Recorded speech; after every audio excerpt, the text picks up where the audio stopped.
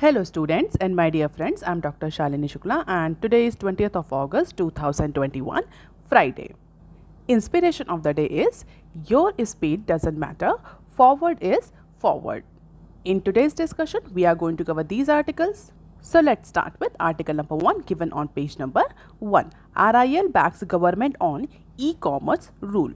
Recently, consumer protection rule 2020 में government of India ने amendment propose किए हैं और उस अमेंडमेंट के through government of India is bringing new E commerce policy for the all e commerce players with the foreign और Indian those are having their business in India. A number of veterans, economists, strategists are saying that this particular new e-commerce policy is actually turning itself into a battleground. Battleground की तरह होती जा रही है जहाँ पर foreign और Indian companies आपस में एक दूसरे से डोमेस्टिक टशल में इन्वॉल्व हो गई हैं on the issue of doing business with the related parties. इसमें एक क्लॉज है या एक ऐसा रूल है जिसको लेकर के सबसे ज़्यादा टशल जनरेट हो रहा है और सबसे ज़्यादा टशल क्रिएट हो रहा है.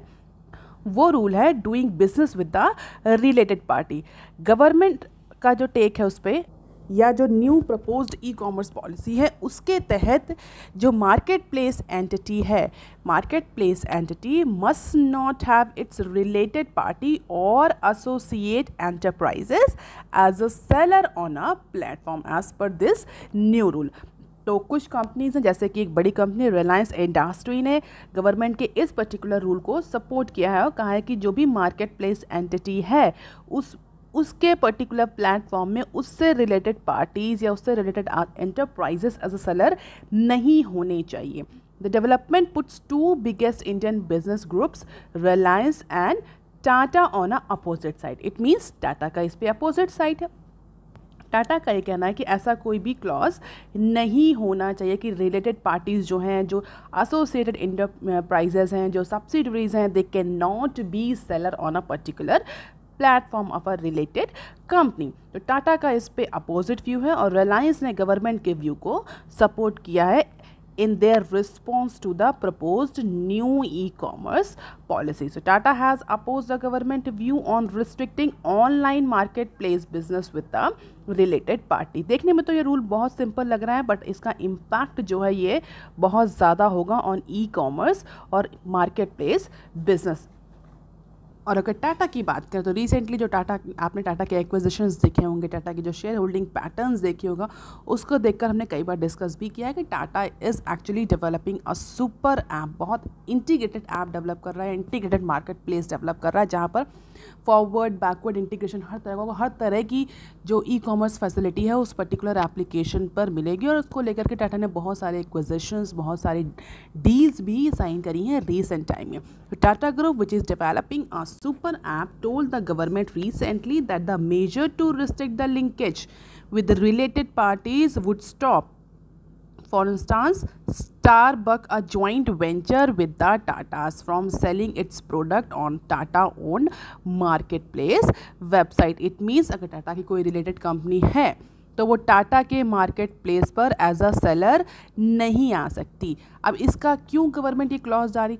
बेसिकली ये क्लॉज गवर्नमेंट इसलिए डाल रही है कि अगर कोई बड़ी मार्केट प्लेस कंपनी है, जैसा खुद का मार्केट प्लेस है, वो डिफरेंट सेलर्स को इनवाइट कर रही है कि आप हमारे मार्केट प्लेस पे आइए और अपना प्रोडक्ट सेल करिए. लेकिन अगर उन्हीं सेलर में उसकी खुद की एक कंपनी इन्वॉल्व होगी तो definitely there may B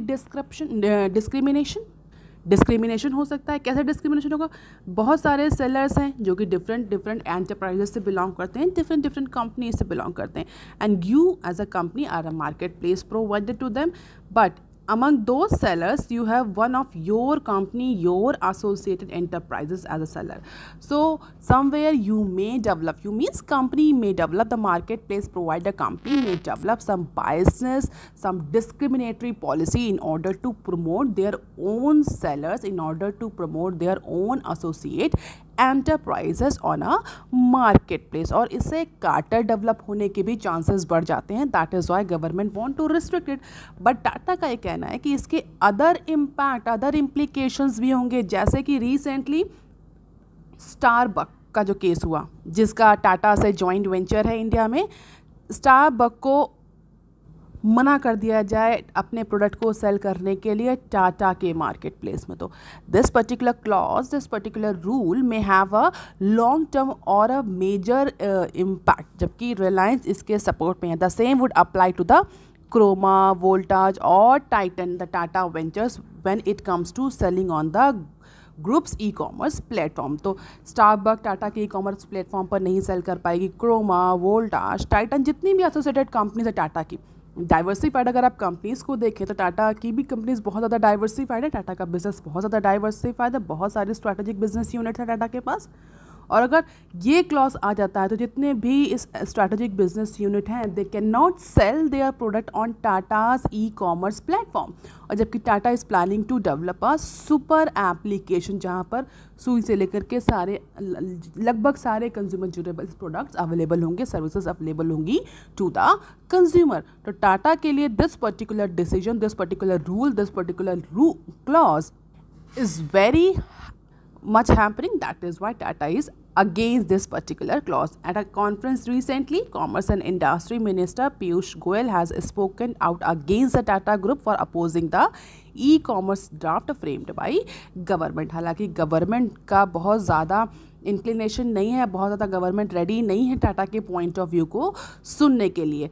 Mukesh Ambani led online retail business Jio mart has decided to host the product of only third party, जबकि जो रिलायंस है, रिलायंस कंपनी वो एग्री कर गई है। उसका ये कहना है कि वो केवल और केवल थर्ड पार्टी के प्रोडक्ट को ही अपने मार्केट प्लेस में सेल करेगी, अपने खुद के एसोसिएट एंटरप्राइजेस या खुद की कंपनीज को नहीं। The group has conveyed its view to the ministry of consumer affairs which recently brought a draft for discussion on amendments of consumer protection e-commerce rule 2020।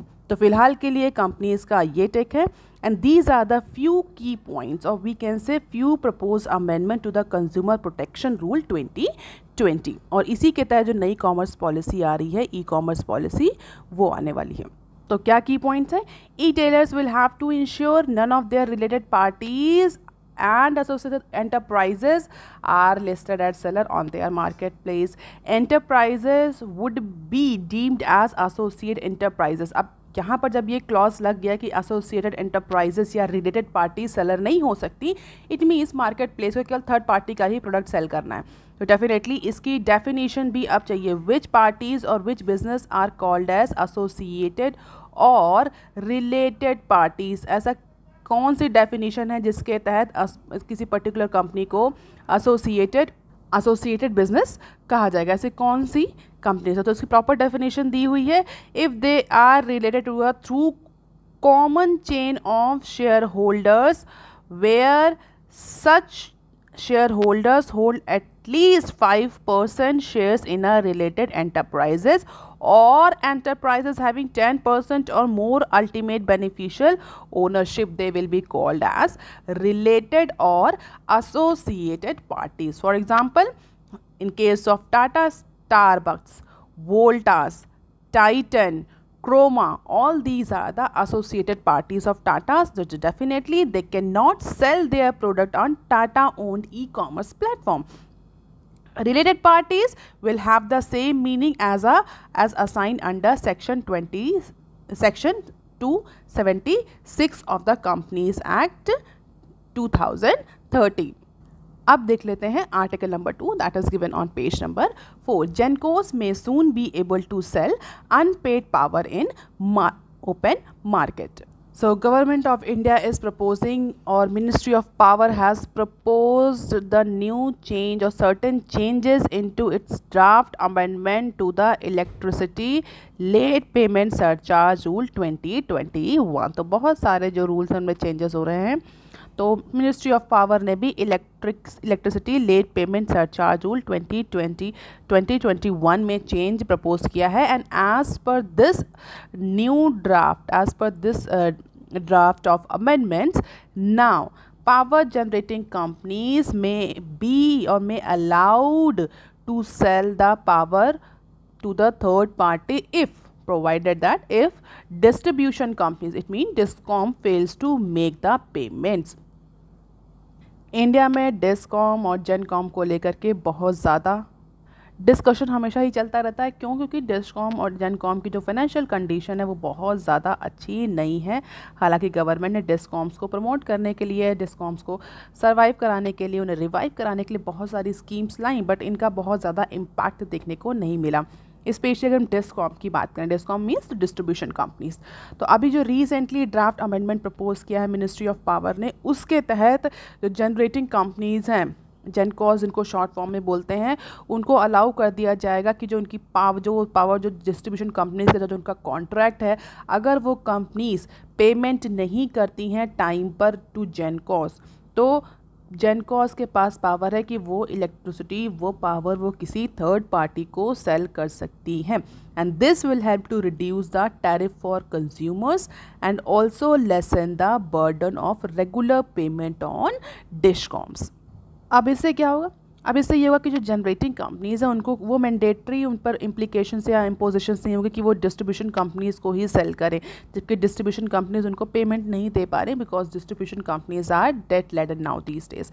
तो उनके पास ऑप्शन है, they can sell their power to a third party को sell करके वो अपनी जो cost of operation है वो एटलीस्ट रिकवर कर सकती हैं if they can not make the profit. And to this extent a fixed cost burden of distribution licence shall be reduced. And the amendment pertains to pending payments include late payment surcharge outstanding of DISCOM. So after the expiry of the 7 months from the due date of the payment as prescribed in the power purchase agreement, जो कि basically जेनकॉम companies discom companies के साथ sign करते हैं, जिसको बोलते हैं power purchase agreement, और जिसके तहत ऑब्लिगेटरी होता है डिस्कॉम कंपनीज पर कि इतना पर्टिकुलर पावर और इतना पर्टिकुलर इलेक्ट्रिसिटी आपको खरीदना ही खरीदना है। और the power supply agreement, gencos may sell power to any consumer और एनी लाइसेंसी और power exchange for the period of such defaults while retaining its claim on payment of fixed charges or capacity charges from the distribution license after giving a notice of at least 15 days to a distribution licensee as per the draft amendment. तो बहुत ज़्यादा technical detail में जाने की ज़रूरत नहीं है, सिर्फ इतना समझ लीजिए कि जनरेटिंग कंपनीज को अलाउ हो गया है कि अगर डिस्ट्रीब्यूशन कंपनीज अपना पेमेंट नहीं कर पा रही हैं तो they can sell power to the third party, जो कि पहले अलाउ नहीं था as per the power purchase agreement. और इसके लिए उन्हें 15 दिन का नोटिस देना पड़ेगा डिस्कॉम कंपनीज को। After that they can sell that particular electricity और the power to a third party, and that will actually reduce the burden on discom as well as that will actually allow the generating companies to at least recover their cost of business। और consumers के पास ज़्यादा options available होने की वजह से उनको tariff relaxation में भी थोड़ा सा फ़ायदा देखने को मिलेगा। अब देख लेते हैं article number 3 that is given on page number 6। Vacancy level at 3 REITs set to rise another 300 BPS। 3 real estate investment trust कौन कौन से? Embassy office park REIT, mind space business park REIT and Brookfield REIT में जो vacancy level है वो already increase हुआ था pandemic की वजह से, और ऐसा एंटिसिपेट किया जा रहा है कि this could further be increase in the second quarter of financial year 22 due to the pandemic. तो as per the analyst vacancy level तो पहले भी ज़्यादा था REITs में, लेकिन अभी फ़िलहाल के लिए वैकेंसी लेवल रिडक्शन के कोई भी साइन नहीं है, और आगे आने वाले यानी Q2 ऑफ फाइनेंशियल ईयर 22 में भी ये वैकेंसी लेवल इंक्रीज करेगा 300 BPS तक। सो REITs have seen approximately 100 to 200 basis point increase in their vacancies in Q1 of financial year 22। और ऐसा कहा जा रहा है एक्सपर्ट और एनालिस्ट के बाद कि ये 200 BPS से ये 300 BPS तक ये वैकेंसी लेवल जाएगा due to continued work from home and second wave. Second wave की वजह से बहुत सारी कंपनीज़ ने अपना जो वर्क फ्रॉम होम की फैसिलिटी जो अपने एम्प्लॉयज़ को प्रोवाइड करी थी वो उन्होंने इंक्रीज़ कर दी थी। और एनालिस्ट का ये कहना है कि अभी ये वर्क फ्रॉम होम जो फैसिलिटी है ये अभी कंटिन्यू रहेगी। क्यों कंटिन्यू रहेगी मैक्सिमम कंपनीज़ में? क्योंकि जो थर्ड वेव को लेकर के जो अनसर्टेनिटी बनी हुई है इंडिया में, इवन अभी सेकेंड वेव में भी बहुत सारे जो केसेस हैं वो कम नहीं हो रहे हैं, बहुत सारी जगहों पर केसेस अभी भी एक सफिशेंट नंबर में आ रहे हैं। और थर्ड वेव को लेकर के जो अनसर्टनिटी बनी हुई है कि इंडिया में आएगी थर्ड वेव की नहीं आएगी, तो कंपनीज जो हैं वो बहुत ज़्यादा चांस लेना नहीं चाहते। That is why they have extended their work from home facility to their employees.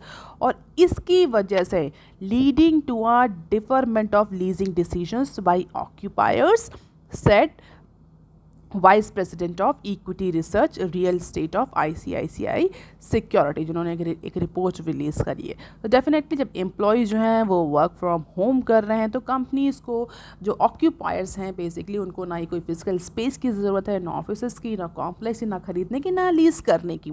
और उसकी वजह से जो ये रियल स्टेट इन्वेस्टमेंट ट्रस्ट हैं इनमें जो वैकेंसी है वो बढ़ रही है, क्योंकि ज़रूरत ही नहीं, खाली पड़े हुए हैं बहुत सारे जो रियल स्टेट इंफ्रास्ट्रक्चर्स हैं। And factoring the incremental vacancy level rising 200-300 BPS in the first half of the financial year 22 and building in a recovery towards the end of third quarter of financial year 22।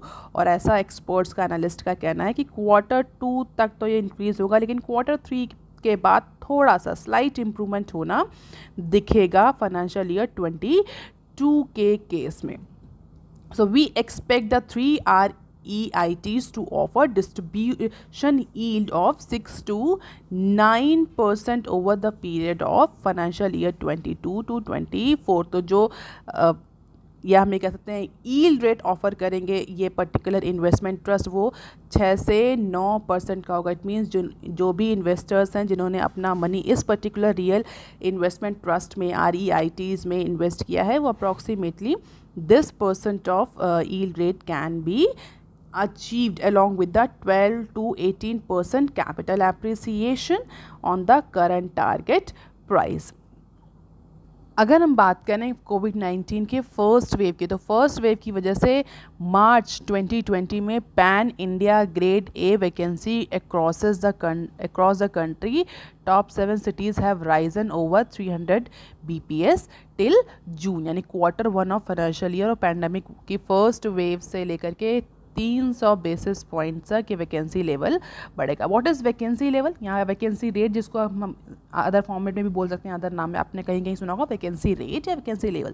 So basically vacancy rate is a percentage of all available unit in a rental property such as hotel or apartments complex that are vacant or unoccupied for a particular period of time। तो जितना भी जो इन 3 real estate infrastructure trust के जो 3 major जो trust इनके नाम लिए हैं REITs, इनमें जितने भी जो अवेलेबल हैं units in terms of occupancy, in terms of कि भाई कोई इसको ऑक्यूपाई करे, कोई इसको रेंट करे, कोई इसको लीज करे, खरीदे, उनमें से कितनी यूनिट्स जो हैं वो अनऑक्यूपाइड रही हैं। डेफिनेटली जितने भी ये जो रियल स्टेट इंफ्रास्ट्रक्चर ट्रस्ट हैं इनका पैसा कहाँ से, जिन भी इन्वेस्टर्स ने इन्वेस्ट किया है इस इंफ्रास्ट्रक्चर ट्रस्ट में, उनको रिटर्न कहाँ से मिलते हैं? उनको रिटर्न इसी पर्टिकुलर यूनिट्स की सेलिंग, लीजिंग और ऑक्यूपेंसी से मिलते हैं। तो जितनी भी यूनिट्स अवेलेबल हैं फॉर और जितनी भी रेंटल प्रॉपर्टीज़ अवेलेबल हैं उसमें से कितनी प्रॉपर्टी जो है वो अनऑक्यूपाइड है, जिनको ना ही रेंट किया गया है, ना ही लीज किया गया है, ना ही खरीदा गया है। तो जितना ज़्यादा अनऑक्यूपाइड प्रॉपर्टी होगी उतना ही वैकेंसी लेवल जो है या वैकेंसी जो रेट है वो ज़्यादा होगा। और पैंडेमिक की वजह से सीधा इम्पैक्ट है। वर्क फ्रॉम होम है, बड़ी बड़ी कंपनी जो बड़े बड़े ऑफिसेज ऑक्यूपाई करती थी, रेंट पे लेती थी, लीज पर लेती थी, अब उनको ज़रूरत ही नहीं, क्योंकि उनके एम्प्लॉयज़ घर से काम कर रहे हैं, तो उनको लीज लेने की या अननेसेसरी फिजिकल इंफ्रास्ट्रक्चर में पैसा इन्वेस्ट करने की ज़रूरत नहीं है। और उसकी वजह से ही जो वैकेंसी लेवल है ये राइज कर रहा है। इन line with the industry portfolio vacancy level has Ryzen 400 to 600 BPS on a same store basis for embassy REIT, Mindspace REIT and DLF in financial year 2021। while the particular Brookfield REIT retain the flat occupancy level. तो occupancy level क्या होता है? Occupancy level is the opposite of vacancy level, या occupancy rate is the opposite of, simply opposite of vacancy rate. कितनी खाली हैं और कितनी भरी हैं, कितने जो रियल स्टेट हैं वो occupied हैं. Vacancy level unoccupied, occupancy occupied. So this was owning to exist by tenants for the scheduled expiry and early exit as well. तो बहुत ज़्यादा टेक्निकल डिटेल्स में इस न्यूज़ की भी जाने की ज़रूरत नहीं है, बस इतना समझना है कि जो ऑक्यूपेंसी और जो वैकेंसी लेवल था इन तीनों ही रियल स्टेट इंफ्रास्ट्रक्चर ट्रस्ट में, that is further going to increase up to 300 BPS. 300 BPS means 300 basis points. And these are the few key points that you can go through in order to understand the real estate infrastructure trust scenario. And these last 2 points is all about financial performance for upcoming time. कितना yield distribution रहेगा और कितना capital appreciation रहेगा इन major 3 जो real estate infrastructure investment trust हैं इनमें. अब देख लेते हैं article number 4 that is given on page number 6. Why RBI disagree with the market perception on policy normalization? Since the announcement of monetary policy review in the first week of August, most of the market participants have interpreted liquidity absorption through the various reverse repo option, जिसको short form में हम VRR बोलते हैं. ये news थोड़ी सी technical है, I will try to make it easy. Recently Reserve Bank of India ने अपनी मंथली बुलेटिन पे या अपने जो रिसेंट अनाउंसमेंट में कुछ इंडिकेशन दिए हैं कि RBI is actually going to unwind its ultra loose monetary policy. और इसी अनाउंसमेंट के बाद से फर्स्ट पॉलिसी अगस्त की जो फर्स्ट वीक ऑफ अगस्त में जो मॉनेटरी पॉलिसी रिव्यू अनाउंसमेंट आया था, उसके बाद जो पार्टिसिपेंट्स हैं they have interpreted liquidity absorption. उन्होंने जो अभी रिसेंटली RBI का टेक रहा था कि लिक्विडिटी मार्केट में इंश्योर करेंगे, बट अब पार्टिसिपेंट्स को ये लग रहा है, मार्केट पार्टिसिपेंट्स को, इन्वेस्टर्स को, that RBI is going to absorb the excess liquidity और the available liquidity in the market.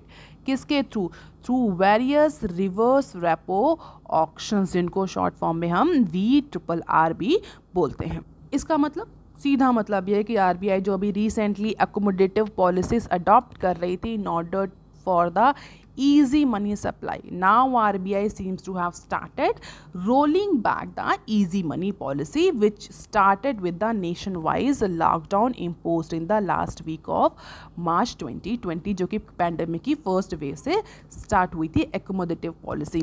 The yield on 10 years government paper rose as much as 4 basis points immediately after this announcement on August 6. तो VRRR के announcement के बाद से जो 10 year government papers हैं, benchmark papers हैं Indian economy के लिए, उनका जो यील्ड रेट था वो 4 बेसिस पॉइंट तक इमीडिएटली इंक्रीज कर गया. जबकि RBI governor mister Shaktikanta Das while announcing the review of monetary policy said central bank would conduct fortnightly VRR auctions of rupees 2.5 trillion on August 13 and 3 trillion on August 17 and 3.5 trillion on September 9 and 4 trillion on September 24.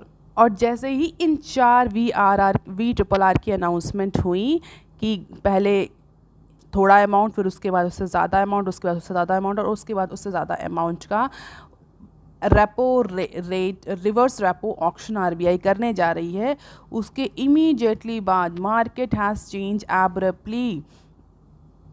और participants को ये लगने लगा या investors को ये लगने लगा कि अब RBI जो है वो जो एकोमोडेटिव पॉलिसी थी, जो इजी मनी पॉलिसी थी, उसको रिवर्स करने जा रही है. Now RBI is going to adopt the strict measure on excess liquidity. Means RBI जो है वो एक्सेस लिक्विडिटी को एब्जॉर्व करने जा रही है.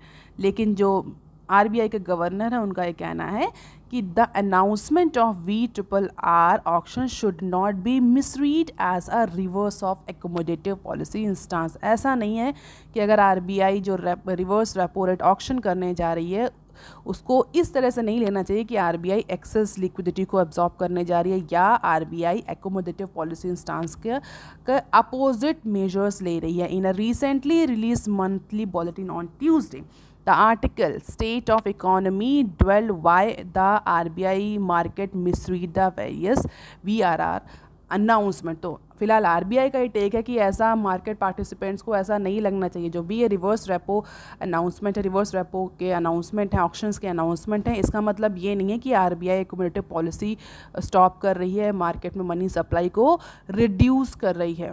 It means RBI is not going for liquidity tightening. अभी भी आरबीआई का जो स्टांस है एकोमोडेटिव पॉलिसी को लेकर के, ईजी मनी को लेकर के, लार्ज लिक्विडिटी को लेकर के, वो अभी भी आरबीआई का टेक जो है स्टांस है वो कंटिन्यू है. This should not be taken as a reverse of accommodative policy.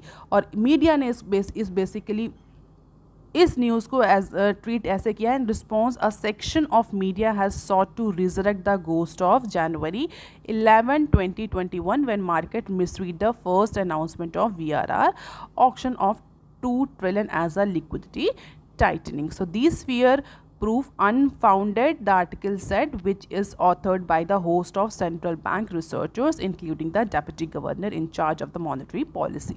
तो अपनी मंथली बुलेटिन में आरबीआई ने इस चीज़ को क्लियर किया है कि that is not actually liquidity tightening. अब देख लेते हैं some other news clips. India INC earning losing momentum shows Q1. So strong surge in Indian incorporations profit seen after the first wave of COVID-19 is now losing momentum as the demand recovery flatters. COVID-19 की first wave के बाद जो momentum gain किया था Indian companies ने in terms of their profit, वो momentum फिर से डाउन हो गया क्योंकि जो डिमांड रिकवरी कर्व है वो फ्लैट हो गया. इट मीन्स डिमांड रिकवरी फिर से स्टॉप हो गई है, जिसकी वजह से जो अर्निंग्स हैं टॉप लिस्टेड कंपनीज़ की वो फॉल करी है. अगर हम टॉप लिस्टेड कंपनीज़ की अगर हम नेट प्रॉफिट देखें तो उनका नेट प्रॉफिट डाउन हुआ है अप्रॉक्सीमेटली 12.4% का आपके on quarter basis, while the net cell decline by 7.8% quarter basis.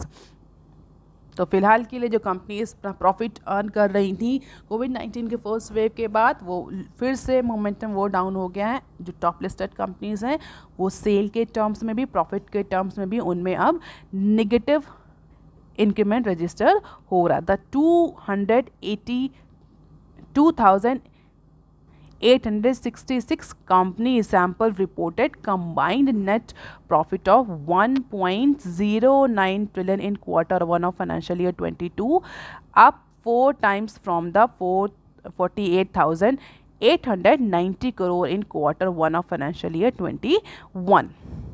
और सेकेंड वेव की वजह से ये सीधा इम्पैक्ट देखने को मिल रहा है. और अगर हम फर्स्ट वेव के इम्पैक्ट की बात करें और सेकेंड वेव के इम्पैक्ट दोनों को ही कंपेयर करें तो सेकेंड वेव में जो इम्पैक्ट आ रहा है कंपनीज में, that is all because of the higher cost take.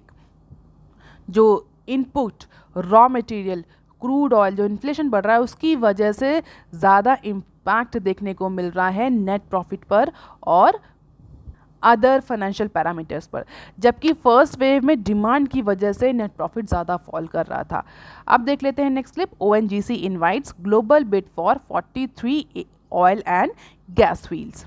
तो कंट्री के largest oil and gas producer company that is ONGC has invited the bid for approximately 43 oil and gas fields. From whom? From private players including the foreign firms. तो ऐसा नहीं कि सिर्फ Indian firms या domestic firms ही इसमें invite करी गई हैं, फॉरेन प्लेयर्स को भी इनवाइट किया गया है under this bidding to simply boost the production at its oil fields. जो ONGC के पास ऑयल फील्ड्स हैं उनमें से 43 ऑयल फील्ड्स के लिए ONGC ने बिड अनाउंस करी है. And these marginal fields were given to ONGC on nominal basis. A company statement said is in line with its goal of maximising the recovery from its producing fields. तो ONGC को government ने ये field nominal basis पर दी थी या nominal charges पर दी थी. Now ONGC is auctioning these fields for exploration और सिंपली ONGC का ये कहना है कि जो उसका ऑब्जेक्टिव है, गोल है कि maximise the recovery from the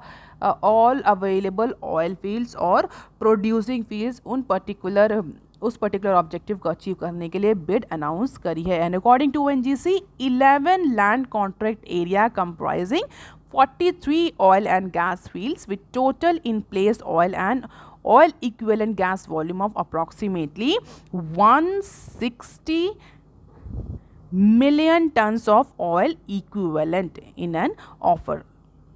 और बेसिकली जो ऑयल फील्ड्स हैं और जो एरिया है ये गुजरात, आसाम, तमिलनाडु और आंध्र प्रदेश तक स्प्रेड आउट है। तो इट्स अ बिग ऑप्शन और big bid that are ONGC has announced in order to boost its oil production.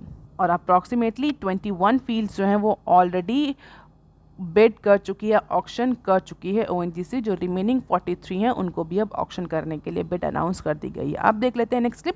Government IT spend to grow 8.6% in 2022 Gartner. So government का जो इंफॉर्मेशन टेक्नोलॉजी को लेकर के expenditure है that is projected to reach approximately $8.3 billion in financial year 2022 और सीधा 8.6% का increase देखने को मिल रहा है from last year. That is last year means financial year 21। So financial year 21 से लेकर 22 के बीच में गवर्नमेंट का जो IT एक्सपेंडिचर है वो 8.6% तक बढ़ेगा as per few projection। Digitalization initiative of government organization took a giant leap in 2020 because of the COVID-19 pandemic, and the pandemic forced the government to shift priorities as supply chain and revenue stream dwindles। तो जितने भी central government organisations हैं, departments हैं, उन सब में अब IT expenditure जो है वो बढ़ने वाला। और अगर आप रीसेंट टाइम्स में गवर्नमेंट की कुछ अनाउंसमेंट देखें, चाहे वो पेमेंट को लेकर के हो, चाहे वो प्रोक्योरमेंट को लेकर के हो, चाहे वो गवर्नेंस को लेकर के हो, मैक्सिमम टाइम गवर्नमेंट ने IT और IT रिलेटेड थिंग्स पर रिलाई किया है। So that is clearly indication और clearly indicating that government expenditure on IT is going to increase. हालांकि एक रिपोर्ट पब्लिश करी है गार्टनर्स ने, उस रिपोर्ट के तहत 8.6% का अनाउंसमेंट, 8.6% का इंक्रीमेंट प्रपोज किया है। And this is the actual expenditure of Government of India and forecast of IT expenditure for upcoming time, and definitely do not need to mark up this। But अलग अलग centres में, data centres में, devices में, internal services में, IT services में, software में, telecom services में कितना एक्सपेंडिचर फाइनेंशियल ईयर 21 में रहा और कितना 22 में होगा in terms of dollar million, ये डेटा है।